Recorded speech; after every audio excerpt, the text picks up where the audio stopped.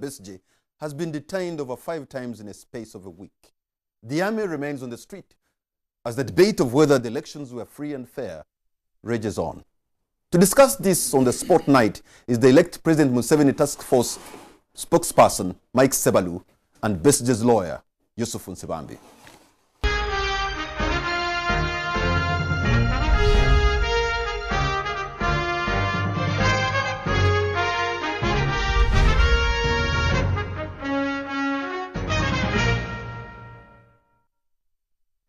Yusuf and Mike, welcome to the show. You're on the spot tonight, both of you. Thank you very much for the invitation. Good evening, viewers. Let me begin with a quotation from a respectable Ugandan. And she says, the International Court of Justice Judge Julius Sebutinde is quoted saying, I can guarantee you the perpetrators of election violence will be held to account by the international community, not just by the Ugandan population.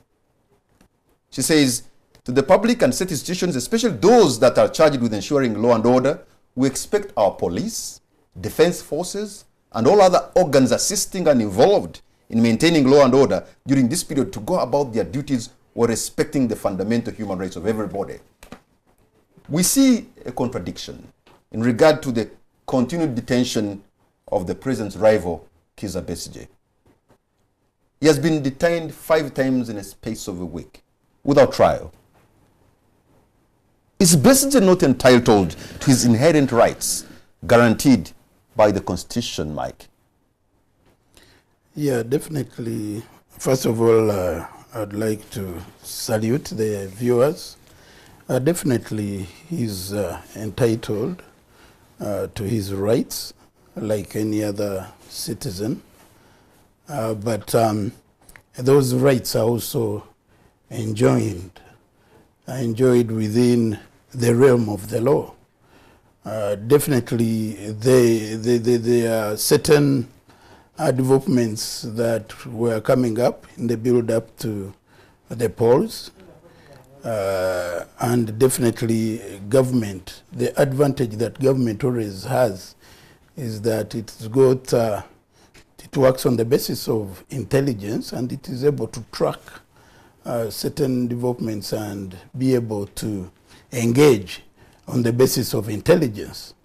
And available intelligence indicates that there are acts and plans that may have the effect of disrupting law and order, and therefore the agencies of government mandated to keep law and order have moved in on the basis of that to ensure that law and order is not disrupted. But Mike, how can the government not allow Besigye to move freely, especially if he decides to contest this election? He's remained with a few days to collect evidence. How can he collect evidence, yet he's just detained from in his own home? What do you expect? Yeah, of course, that is even an interesting dynamic, because at some point, this one is on a lighter moment though. At some point I had some statement to the effect that he will never go to the courts of law in Uganda. He lost trust in them. Whether that has changed is another matter. Even if it doesn't, remember the Constitution guarantees him at least 10 days to gather evidence, and if it's contest. I said that was on you should be mindful about that. I said that was on the light moment, because I always want to refer to history, because at one point I had that, and it is on record, but that is for another day. Definitely, that is permissible, and there wouldn't be any problem with that. But definitely, when you are going to do that, it does not involve, mobilizing. Like the first day, the indication that was going to go to Electoral Commission, and there were all these indications of mobilization of mass following to go with to the Electoral Commission. Do you find that so he has used civil way using radio, television, newspapers to invite people? How do people get to him, and then he's sending this information? Definitely, this was on social media, and you are aware of it. You must have got it yourself. Don't claim that you are not aware of this. It was all over social media, mobilizing all supporters from everywhere to come along. Now, that is not the normal way of doing things, and in a civil way, definitely. Let me turn to you, Yusuf. Yes. You are a lawyer. You support Dr. Kizza Besigye. In his own word, he calls upon his supporters not to recognize Museveni's government. Is this not a call to protests, to cripple government, to cause chaos in the city? Definitely not. Viewers, definitely that's not the position of Dr. Besigye or the man who screams defiance. You see, no, what he's talking about refusing or not complying or obeying people who are breaching the law and the rules of the electoral process. There's a complete disintegration of the electoral process. We are still remaining with 10 days in which to challenge the elections. So the president of the party, Dr. General Muntu, has already given the stand of the party. But Dr. Besigye, as a candidate, is saying you should not cooperate with a regime which is not legitimate. Why? Because there was rigging.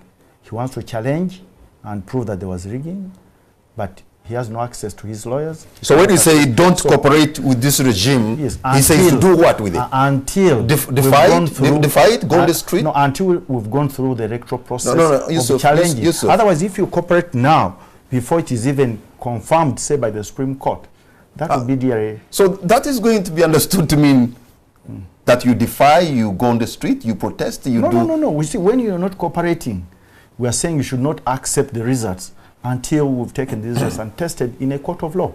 In fact, what is happening, Mr. Sebalu has able to explain, they are trying to stifle that process of challenging the results. That's why he's telling now the people who voted overwhelmingly that please don't cooperate. Because you cannot cooperate with a system or a regime which came into power illegitimately. So, Mike, the elephant in the room is whether the presidential election tally was largely representative of the wishes of the people. Absolutely. The FDC party says the declaration forms in their position do not match the results announced at the National Tally Center. So how do you respond to that? Definitely. You see, that we saw that coming, even up to the build-up to the elections, after creating a lot of expectations that was not well managed with the supporters regarding the win. There came a point where you could see leaders were beginning to justify their loss, their imminent loss. And the loss could only be explained by one reason, rigging.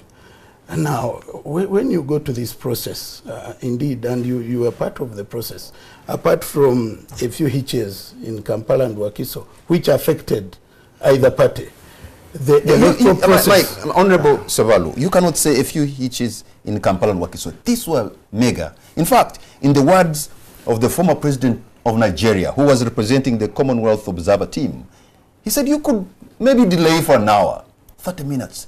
But 7 hours in an election period of 10 is inexcusable. Yeah, and I've indicated, because the hitch, why I'm calling them a few hitches... It can't be just a hitch. This is a shambolic start in Kampala. No, that is your word. Can you allow me to use my own words? Because if I'm going to use yours, then there's no reason why we are here discussing. I'm giving in terms of the aspects. That is the aspect of delivering. But otherwise, the process went on. There was an extension, but that caused inconvenience. And that was to all parties that were party to this election. So when I say a hitch is an inconvenience of some sort. Definitely, the voters were inconvenienced by the long delay.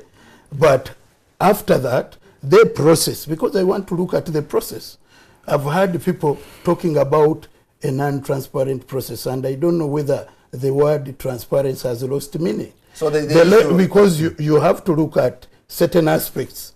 You look at the opening procedures, whether they are followed, to ensure that the ballot box is not stuffed and there is nothing. That is one aspect of it. Then you look at the layout of the polling station. Does it provide enough secrecy but also allow for public viewing? To me, that process was done well. Okay. Then you go to the counting. The counting is done, witnessed by all the members of the public there. Then you go to the tallying and the signing. So that entire process was witnessed. So are you suggesting, Honorable Mike Sebalu, all parties had agents. Honorable Mike Sebalu, are you suggesting the delays of up to 5 to 6 hours, well, you are able to send election materials towards far places like Omolo County or Rujumbura or Kotido? You cannot put the materials in your veranda. In your veranda. No, you take them very far away. No, I think you need to appreciate, and I'm not explaining it for Electoral Commission, but definitely in logistics, there is a tendency to begin with far-flung areas as you come down. But whatever problem they had to get them around here is something they need to explain. Yes. But the idea of getting it to Chisoro fast makes a lot of logic in terms of logistical management. Yeah. But the fact that they had problems here is something they need to explain. But I don't see anything unusual to get it to the far flank, because distance and other considerations are such that here you can manage. But as to why they were not able to do it here is something they should explain at least. Yeah, but all right, okay, the idea of far flank is not something they should explain. That's what you said. Yeah.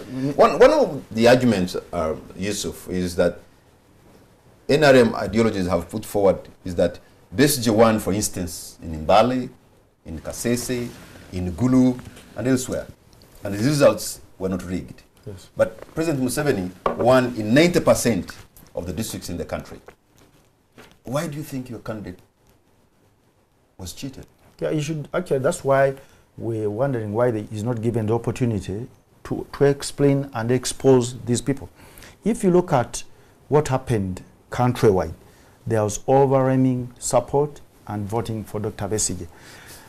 There was a lot of malpractices, illegalities, and electoral irregularities committed by the NRM and candidate Yoweri Museveni.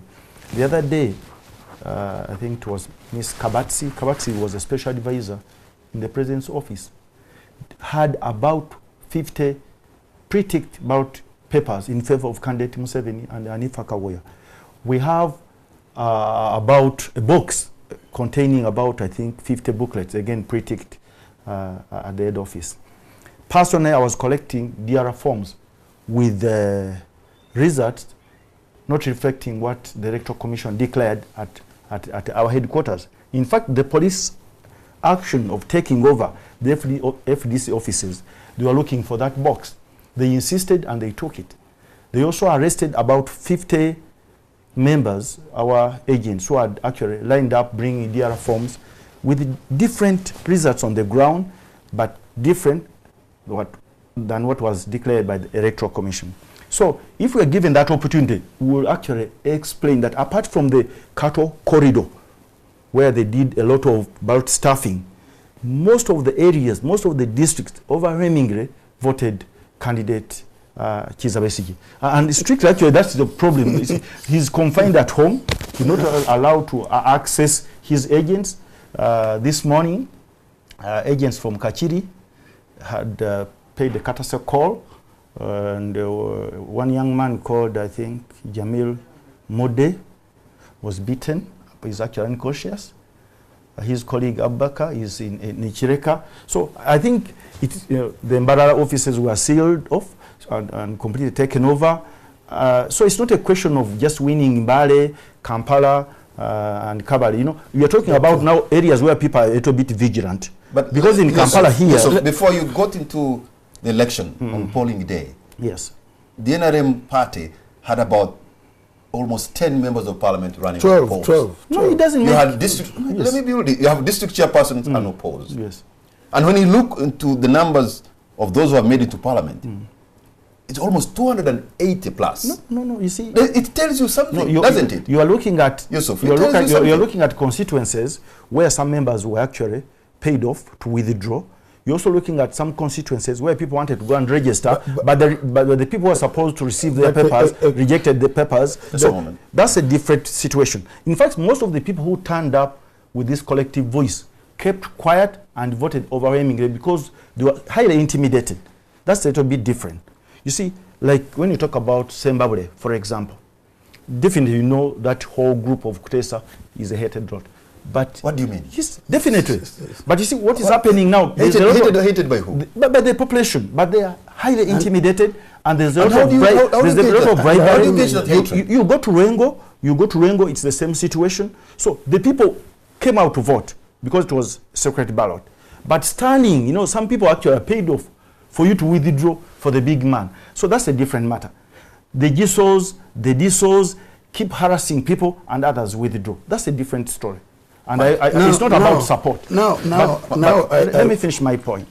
Ladies and gentlemen, we're dealing with a situation which you can only appreciate when you go on the ground. Up country, there's a lot of intimidation and bribery. So this business of saying that they have unopposed candidates, it had to do with intimidation and bribery.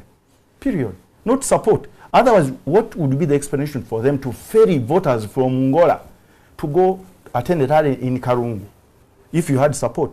The only explanation that you wanted to show the population that you had people on the ground, say that when you cheat, no one will question your exactly. Yeah, I think my brother has a problem here, because if it is your candidates who are unable to even be sponsored, and if you're telling me they are bribed, and you have the kind of candidates who can be bribed, therefore they create an opposite situation, that is very exciting. And if they can be intimidated and they can't even, because going for nomination is a process you do. So you can actually bribe them? No, I'm saying if they are bribable, because we can't bribe them. It is not necessary because we have the support. But that clearly tells you the level of support. That is one thing. And we have 14 unopposed chairpersons. Those are 14 districts, unopposed. That means that there is no one even in the opposition who could come up. That is one aspect. Because I want him to prove his support with the evidence, with the figures, with the data. I'm going to do justice to mine with the figures. Because we won 98 districts overall. We've won, as of today, 83 chairpersons of districts. We have 280 members of parliament. We even have overall in all offices 10,913 unopposed at council level, and this data is available, and it is available for everyone to see. Now that is evidence. On top of that, we have structures up to the village. At the village alone, we have 30 members who constitute our branch leadership. Times 60,000, that is already 1.8. That is 1.8, and in 2011, Kizza Besigye got 2,060,000 something. Now that can be covered by only voters who are leaders at the village. So let him play the statistics to prove his support. How do you respond? His support base. That kind of rhetoric has been said over and over. You see, counter it with your own statistics. Of intimidation, you can even not talk even about statistics. We had about 15 million voters, registered voters, according to the Electoral Commission. Only 9 turned up to vote. What would be the explanation? See, 2, why should you continue up to now, virtually manning the city with the military and your crime preventers if you have support? What would be the explanation for you to intimidate the media, taking over the headquarters of a registered party, overrunning the data and tally center of a registered party, if you believe you have the figures? So I think, ladies and gentlemen, whatever you're saying, the UPC government did it. No. Saying that we want statistics. No, I gave you time to explain. Yes. See, I gave statistics. The things he's telling you are the things you have done. Yeah. No, but I'm talking about. There is one thing, and I think we need to be logical. The security aspect. How do you explain the increment of the voter turnout from 43% to 63%, if that is intimidation. Does intimidation increase numbers of voters or it reduces? Let me ask you, you said in NRM you have over 10 million members, right? Registered. Yeah, people who support you. Yes. And you got 5 million votes. Yes. So the other 5 million of members of you has never turned up. And what is exceptional about that? Exactly. No, what is the problem? We have who never turned up our NRM members. No, the thing is, you have 10 million. The thing is clear is that we are talking about reduction as a result of intimidation, but you are not explaining to me the increment in terms of voter turnout. I want us to be scientific and logical. No, you're talking about. Let's get the figures right. Mr. Sebalu, you're talking about having structures on the ground. We do. Yeah, that is available for everyone to see. Machinery took over government structures as if they were personal. You have the district security officer, DISO. You have the GISOs at the Gombora level. The OC system itself is under you, the RDCs. So you should not be proud misusing. We have NRM structures up to the village. Structures. And they are known. Mike. I think these things should be moderated in a manner which is civil, because you're a legislator. Yes, I am, but when I give facts, you should appreciate them. Because we have the structures and exactly, it is that's a fact. why we're finding problems. When we're dealing with these people, here and elsewhere, even those people in security, it's like now you become so personal and engrossed in the thing, you even fail to reason. Mr. Sebalu, what is happening on the ground? Aspect, what is happening on the ground? I take that with exception, because if I'm not reasoning, then what are we doing here? No, with due I've given you my statistics. With due respect, Mr. Sebalu, yes. Are you proud of what is going on now? Yeah, because you're a senior legislator, you're not an ordinary politician or kakuyege. Are you really proud of what is going on now? Yes, I am, because we went into a context. Yes. There is a candidate who won. Who has 10 days. Who has declared, and there is a government in waiting. Who has 10 days and there is challenge. Someone who is challenging, but using unorthodox means of he has 10 days. He has 10 days to challenge. Come with the whole village just to seek to get results. How does he challenge, contest this election and go to court if he cannot gather evidence? He cannot gather evidence because police cannot allow him to leave. He cannot even access his bank account to pay lawyers. How do you expect him, Mike, really to do this? Yeah, this to constitutionally, legally challenge the result. And I appreciate, and that he's supposed to do without inciting the public, because it is not about the public, it's about him to go through a process in a civil way. Basically, that would be the organized thing to do.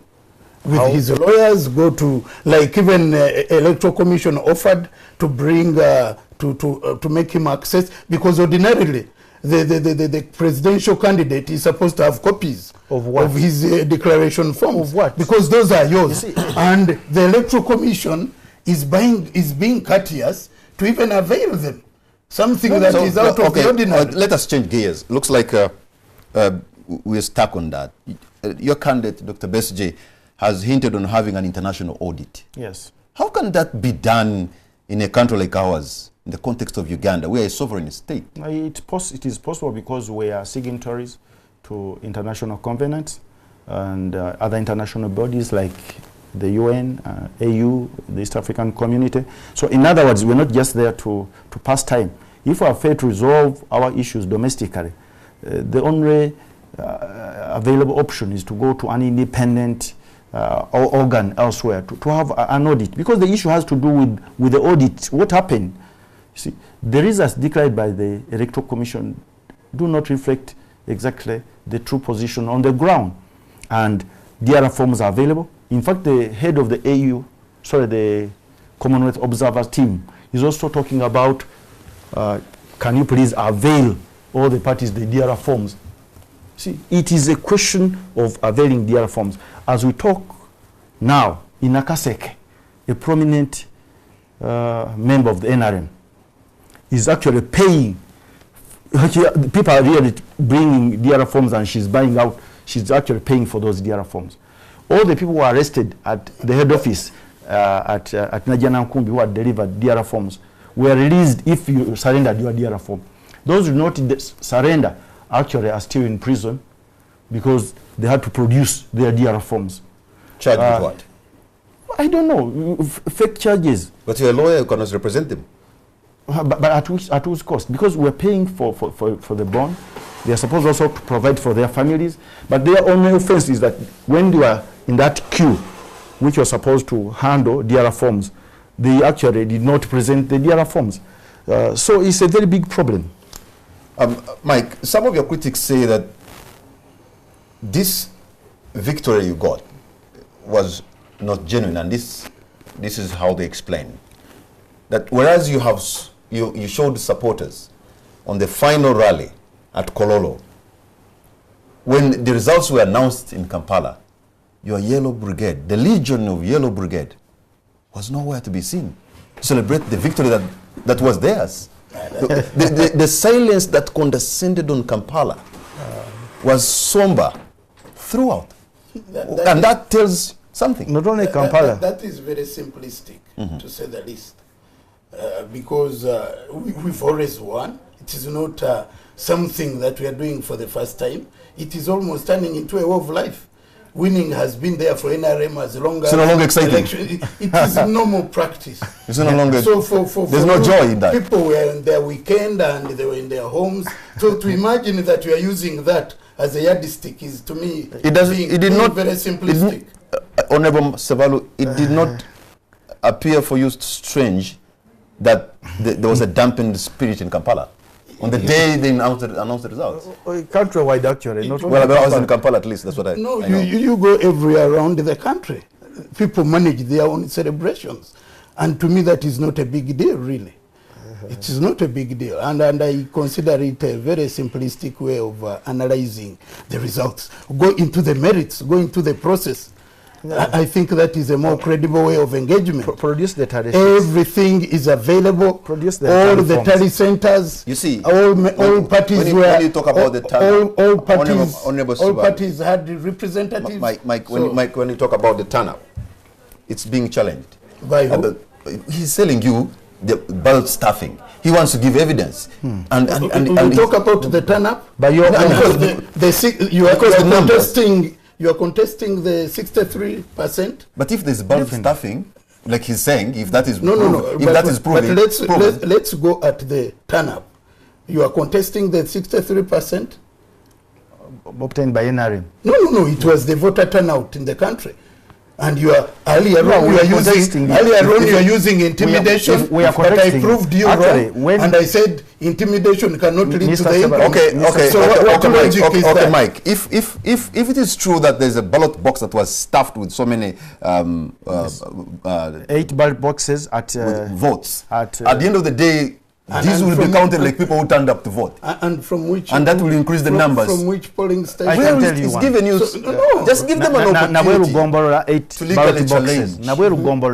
And then you win this. Boxes. In Ichiboga, we had about incidents, about 5 polling stations. In Gaba, you had that incident in Gaba, where even people burnt up. But in Gaba, did they vote? No, it was pretty. Hold on, gentlemen, hold on to your points, because we're going to take a break. When we come back, we'll continue with this discussion. Don't go away. Welcome back. You're watching On the Spot. My name is Patrick Amar. My guests tonight are Honorable Mike Sebalu and Mr. Yusuf Nsibambi. Yusuf, it appears from my corner that you performed dismally at the parliamentary level. In fact, many of the big wigs of your party lost. For example, the Honorable Ali Salaso, the Honorable Afulo Gutu, the Honorable Kassiano Wadri, the Honorable Jack Sabiti. These are big-time FDC leaders. Ekanya, yes. Ekanya. And, you know, that kind of performance does not give you momentum to win the presidency. It tells you something, doesn't it? No, it doesn't. Exactly, these are targeted individuals. The NRM targeted specific bigwigs in FDC to justify their rigging.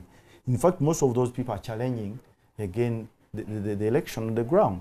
If you look at a person when you say targeting, what did you mean? No, they targeted to win those constituencies. To win those constituencies. So, and you mean they are not targeting the presidency? No, with the view of humiliating the individuals involved.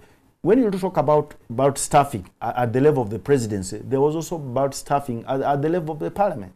And specific bigwigs had to be targeted. But there are some areas in the municipalities where the youth are a little bit vigilant. Most of our leaders did not have problems. But some of these rural-based constituencies, they were a little bit vulnerable. And we knew about it. You have a member, the leader of opposition. Yes. Failing to come back. You have a former Secretary General of the party. Yes. Failing to come back. You have a former chairman of the Public Accounts Committee. Failing to come back. You have a former Treasurer General of the party. Yes. Failing to come back. And you say that is not a weakness of the party? It's not a weakness on the part of the party. Because as I said, viewers, most of these people involved in fighting the regime were targeted specifically. Person like Mwiru, person like Kanya, even Nandala. But unlike Nandala, who had some bit of protection from the youth in the area, some of these rural-based constituencies, most people are intimidated, others are highly bribed, including your own agents. It is possible. Because we had a problem at the time of the elections when these people blocked the mobile money. 570 million, which was meant to pay agents, was blocked. So some of the agents became agitated, and they thought that we are not really, we are not catered for them. They had no even lunch, not even a bottle of water.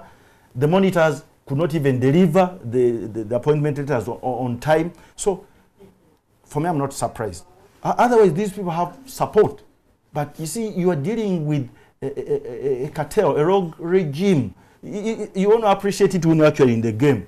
Because see, if you go, for example, I hear from Nkosi personally, but I cannot win that constituency, Mawokota South, notwithstanding the little that I've done for the area. Why? Because what happens there is a different ball game altogether. You're dealing with semi-literates as agents. You're dealing with people who can easily be compromised and intimidated. So personally, I know, and we expected all this. You have raised the issue of shutting down the mobile money system. And he said and about half a billion was there. Yes. And was supposed to pay agents. Yeah, Mike, how do you respond to that? Because first of all, it's bad for investors. Yes. It's bad for ordinary Ugandans who are not even involved in politics. And of course, it is unfortunate for those who wanted to use it. I just want to first deal with the issue of statistics, because I want to support my position statistically, because my brother is talking about the few that didn't make it. But the record is that FDC only has 36 members of parliament. Now look at that kind of government. A president with 36 members of parliament out of a parliament of 400. Now, what sort of mathematics is that in terms of the overall vote? You're winning the presidency, very popular, 36 only, and that is a record. Forget about the big names that have failed. When it comes to the chairperson districts, only 5. Yeah, but that's... Now, I'm using statistics to show you the arguments that these people had the support, and it simply does not add up. It does up. 36. The Lord Mayor here in Kampala. 36 only. No, the Lord Mayor in Kampala, his party, DP, has only 3 councillors. And FDC overwhelmingly has the majority of the councillors. That is possible. But is it not possible, Honorable Mike Sebalu, it is possible, for a president to win in a constituency and then his chairperson loses?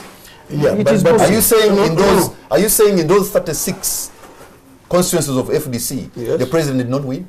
No, I'm looking at a situation where you're winning the presidency, you are losing in parliamentary and in the districts. What sort of trend is that?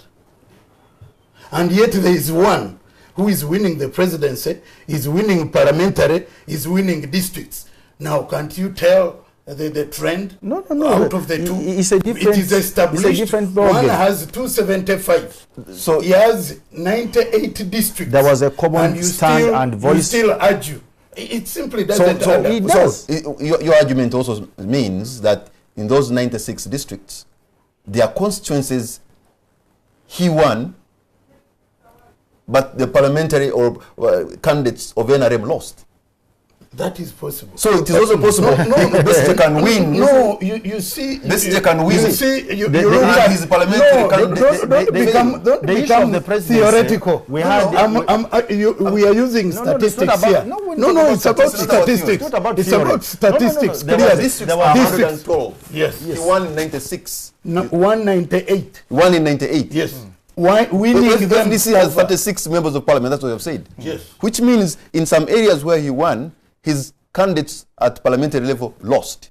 That is true. But, yes. But then look at the mathematics of it. Where one you see, is winning when it came to the 280. When it came to the presidency, 280, he's winning 98. Mr. Sebalu, that is a clear Mr. trend. Sebalu, about now, the how do you presidency, use a people reverse trend to voted differently. In fact, there was an overwhelming support for the president, candidate Kizza Besigye, and there was a common stand and voice this time. The young, the youth, and women. When it came to real issues of now members of parliament, even independents, some independents who had no political parties, definitely went through. So that was a different issue altogether. And I have no problem with that, because basically the machinery of the NRM was so much facilitated at that level. So they had nominated candidates from the level of local government up to the MPs. So they had them. So you were beaten because of the money. Yes, you didn't have the money. No, it was that's a different matter altogether. But when it came to the presidency, at that level, there was really a common stand that enough is enough.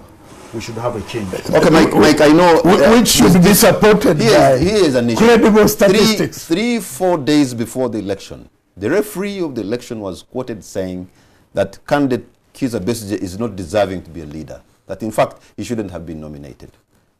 Really, if the referee is saying something like that 2-3 days before the election, why wouldn't the people like him raise an issue and feel something is amiss? I don't want to go into that because even candidate Besigye was quoted making very unpleasant. At one time he called him a walking stick of the president. So they engaged in their gymnastics, which I don't want to go into. So either way, none is right, because at that point in time, there was supposed to be restraint on both sides. One of them was a referee. One of them was a candidate. And he began. So I don't want to go into that. One of them is supposed to be a vanguard of honor in that office because he is a referee. He's neutral. He's not supposed to say so-and-so is not deserving of a leader. But you see, I don't think it makes it right for a candidate also to choose a referee unfairly. Two mistakes make it right. They don't, and that is up to them. I don't want to be part of that. Because it doesn't make him any better as a candidate, a credible candidate. Does it make him better as a chairman? Neither at all. So both of them... does it concern you when he says something like that? But it also concerns Are you bothered? Are you bothered? I'm bothered even when a candidate talks like that. I'm bothered for both. You're bothered for both? Yes. But the other one determines and announces the results, unfortunately. Yeah, but the other one was a serious contender in the race. He's supposed to be announced. This afternoon, in a desperate attempt of ensuring that at least we put up a petition, we contacted the Electoral Commission for the documents under Section 56. Don't talk about the declaration of results forms alone. There are about 4 sets of documents which transmit results. We also wanted to have access to the biometric data or a cron.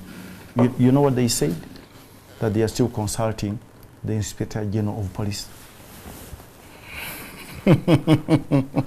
Electoral Commission is still consulting the Inspector General of Police. I know you're saying that's not for me. And then, you're saying Besigye is calling for this. Now, exactly, how can the Electoral Commission now be under the control and operating at the whims and wishes of Inspector General of Police? Yeah, because, there are dynamics. There are dynamics at play regarding candidate Besigye and his conduct. But we have an issue of investigation in some aspect, but I don't want to go into that. That is not my work. But definitely there is very credible evidence in terms of intelligence regarding the conduct and the schemes at play. And my brother, being an insider, knows too well some of these schemes. But I don't want to go into that aspect. that is something There has been, Mike, there has been an unnecessary show of might. The army deployed on the street. In fact, not only the army. The other day, I saw in Tungamo even battle wagons, the Mambas. And yes, the army has done tremendously well to keep this country together for the last 30 years. But when they come out, they are meant, in my view, to fight the enemies of the state and the police to keep law and order. So when they come out on the street, the way they have, you're wondering, who is the enemy? The people? No, I think we need to appreciate that from the perspective of the electoral process and the peace and tranquility of this country. And within the constitution, definitely, the army can supplement police effort in terms of maintaining law and order where it is stretched. So I wouldn't find that unusual as long as it does not interfere in the normal way of work of people. As long as it keeps its positions, and people go about their business. You have 11 million crime preventers. That's a big auxiliary force for you to supplement the work of the police. But it doesn't deny the army to supplement the police, does it? It is stretched in what manner? Because there is not any Ugandans are doing about their business. They seem not to do anything. But what is the problem to begin with? I'm asking why. No, you. What is the problem? The problem is that because we went through, because their presence, in my view, helped to avert a potentially eruptive situation. Why? Why eruptive? Potentially eruptive situation. Why? Why do you expect eruption? No. The undertones and the innuendos that were being put across by the Defiance platform definitely were not meant for good. But the presence was there, no interference, no nothing, law and order prevailed, people voted well, so what is the problem? I remember your Secretary General being quoted in the media as having said that don't let your children come on the street because ABC will happen. And that was way back. You think that is not intimidation? You think that does not dampen the spirit? I think that was a cautious kind of piece of advice. Don't allow your children to be drawn. You know, just to look at the genesis, to be drawn into actions that could be potentially dangerous. And the actions were being organized and orchestrated by political actors who are known. Now, why not condemn the political actors who are orchestrating those kind of schemes? I think we need to be fair in this aspect. Let's look at both sides of the coin. Yusuf, we heard about the Kifesi group.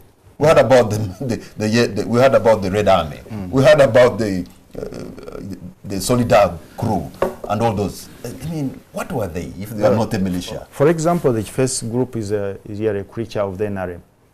Personally, I know of a police officer in Katwe who actually was Munyagwa's Red Army. Yes. The honorable Lukwago's Solidar. Yes.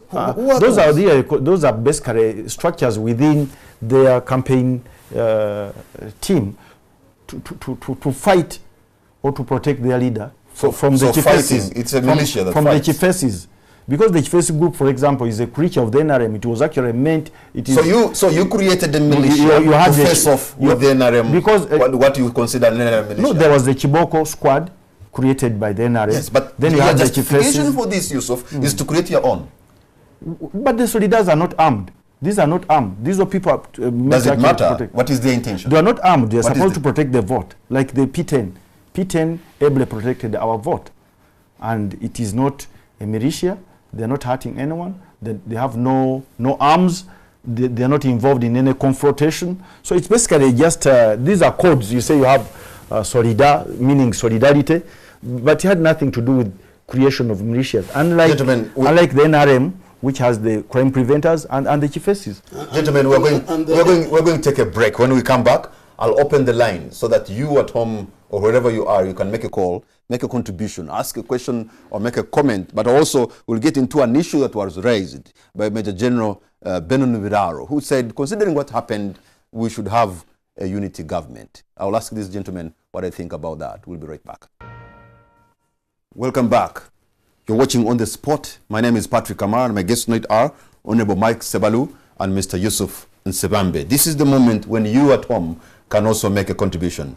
Make that call and ask them a question or a comment, a contribution. We want to hear from you, the people of Uganda, because this is about you.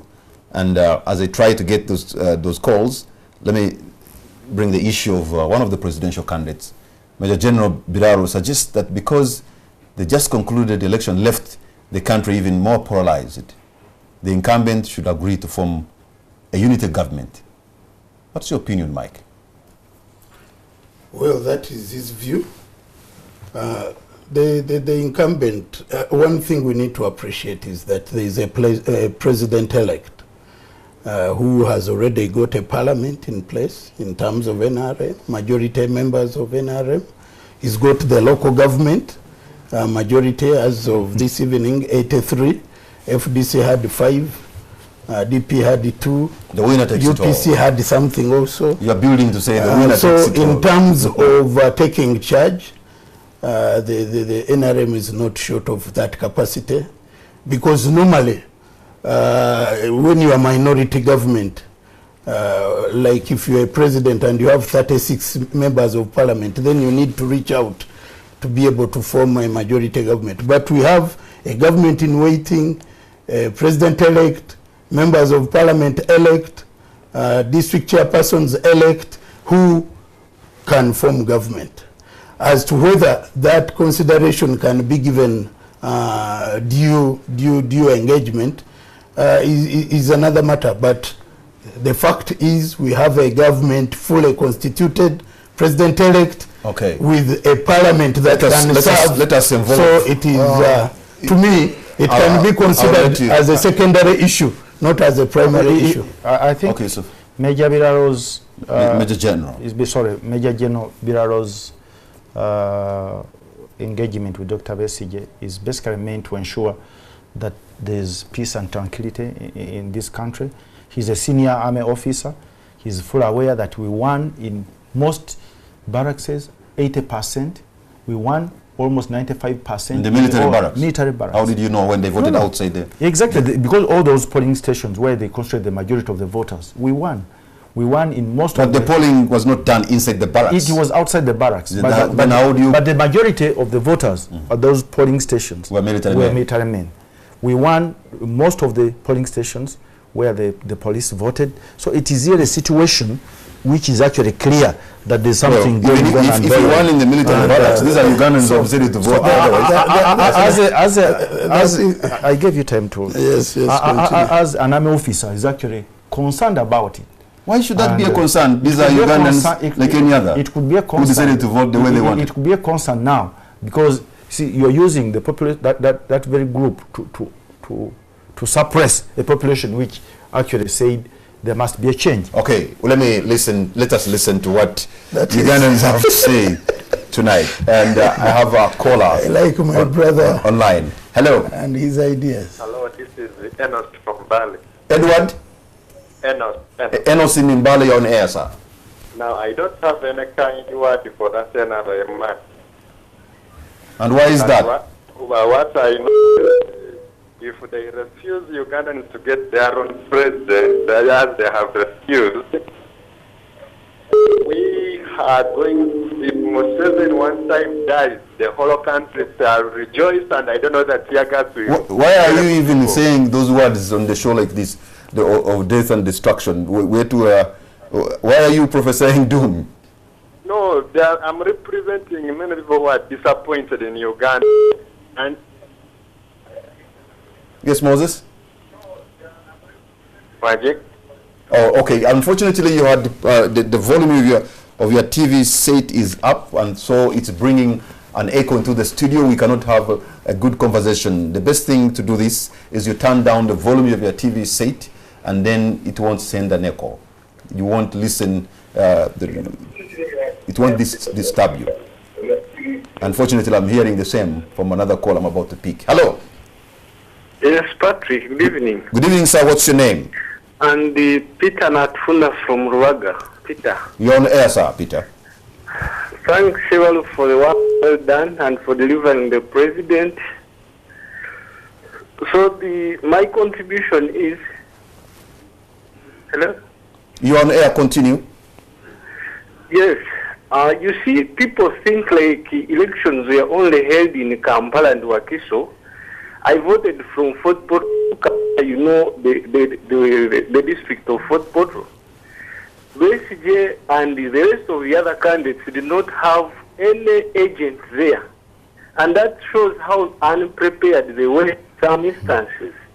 So now, if you think like probably you want to take power, and the way the rest of the elections have been held, even local government, it shows you that NRM is still popular. But really, in Fort Portal, I know of a lady called Nyakato Rusoke, who's an FDC supporter with a big legion that follows her.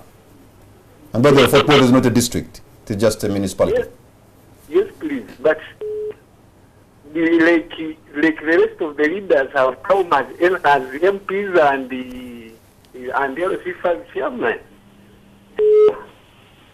Can you hear me? I can hear you, Peter. Yes, please. Now, do you want to think that people of NRM voted those leaders at local government level and MPs, and then they voted a different president altogether? That shows you that NRM is very popular, and we don't need unity government and all the rest. Thank you very much, Peter. You made your point, and I think it's a big one that Yusuf will need to respond to. Let me take another caller online. Hello? Hello? Hello?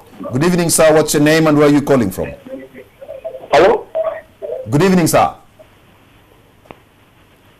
Let me cut that call and then pick another because he's left the volume high and he's sending an echo. Hello? Yes, Brother Kamara, how are you? I'm fine, thank you. What's your name and where are you calling from? I'm calling you, Richard Liamaro, calling in from the ends of Sibuli here. Okay. First of all, the whole country is frustrated and in pain. And why is that? What NRM did, they didn't simply rig the elections, but they hijacked what would have been a clear win for Dr. Kizza Besigye, and they had hijacked it using the army and the police. Okay? Patrick, like I always say, I've been in the NRM for quite some time, until I defected at the end of last year.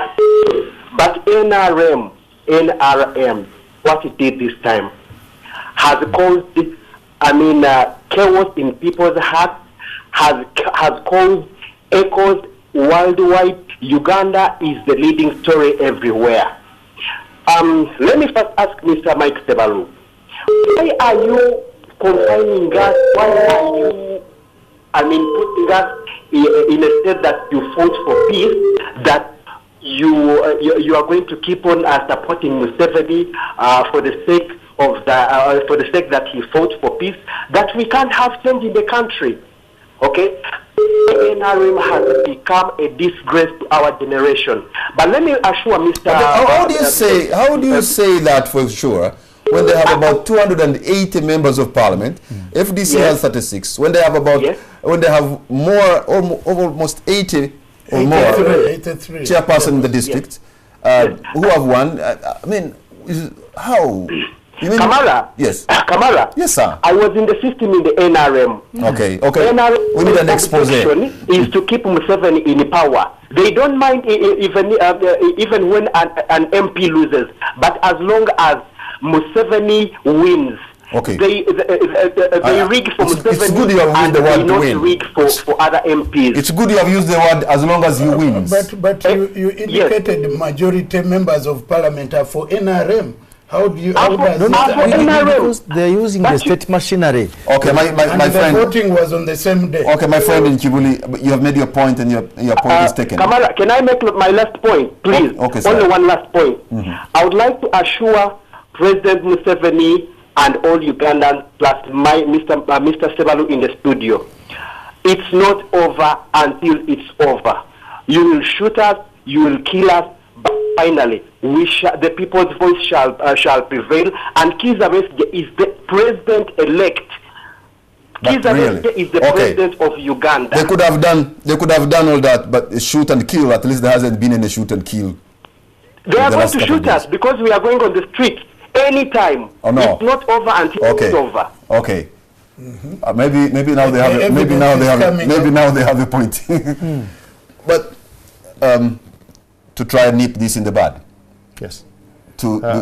This man says you're going on the street.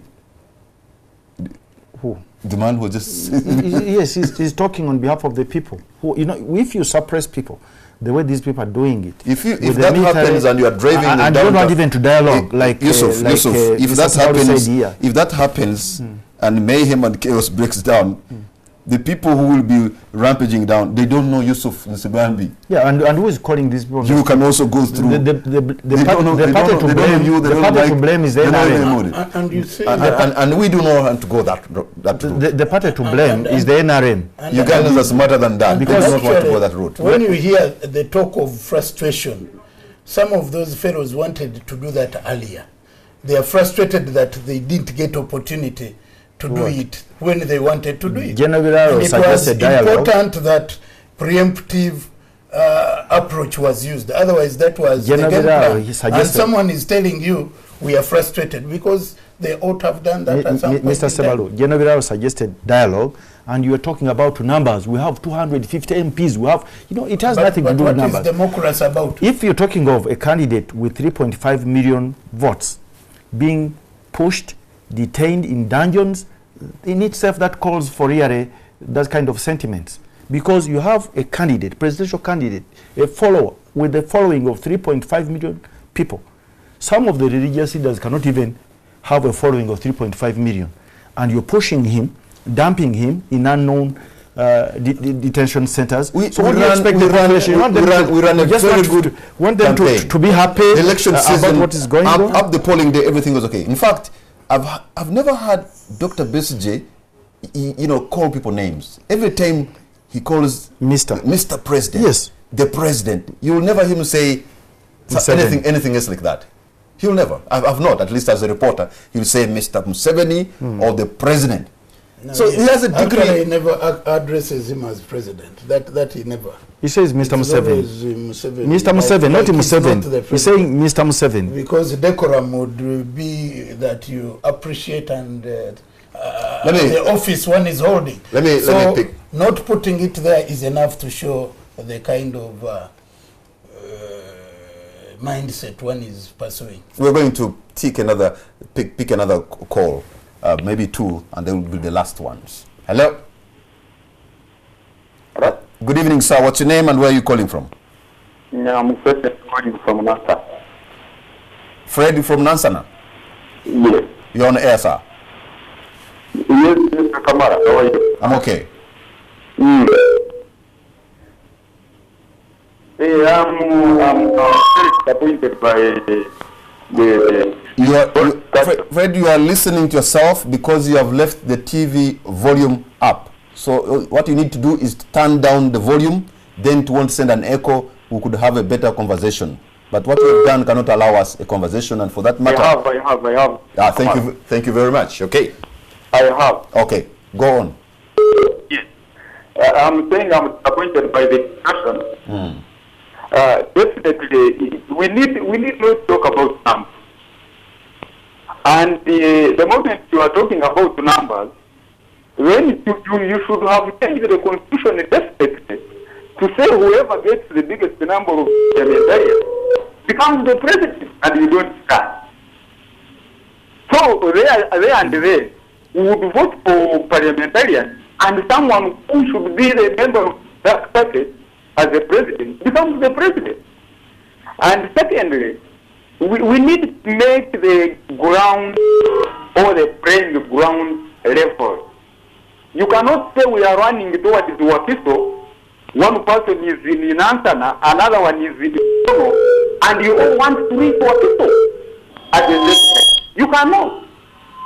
So that's why you find that even the systems that we are put in place had to be trashed off. And that's why we are going astray. I am even wondering about why students have left. Because if you bring election materials at 2, at 3, and they are supposed to end at 1, at 4, for presidential and parliamentarians, And now they come when you are electing chairpersons and mayors. What a contradiction. What was the essence there? The mistakes that were made on 18th were corrected. Thank you very much for your contribution. Your point is made and the point I'm sure is taken. Let me ask this gentleman to make their closing arguments. I'm beginning with you, Mike. Honorable Mike Sebalu. Yeah, the point is that my brother is talking about numbers. Unfortunately, democracy is about that. And tyrant of numbers. There is no shortcut to it. And NRM and candidate Museveni simply had the better numbers. He was declared president-elect.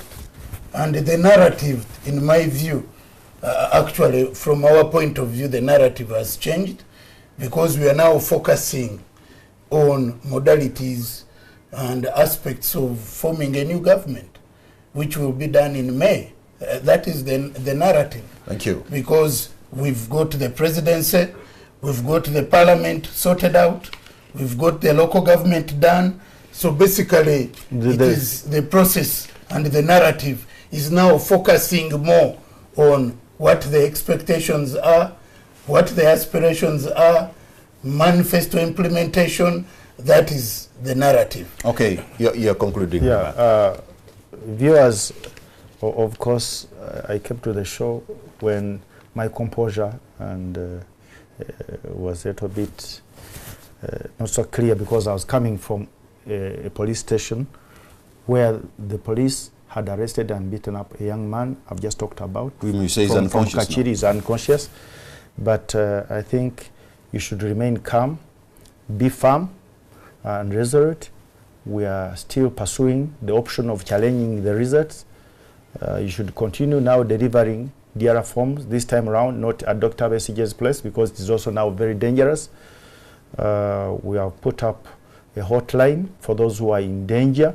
And we are seeking the assistance of the international community and bodies to help maybe fund the legal costs because we are actually paying for bond. Most of these young men who are being arrested delivering DRA forms at the pretext of arresting people under P10, they are suffering and languishing in prison. Bond is free? No, it's not. Not the police bond. They're being taken to court.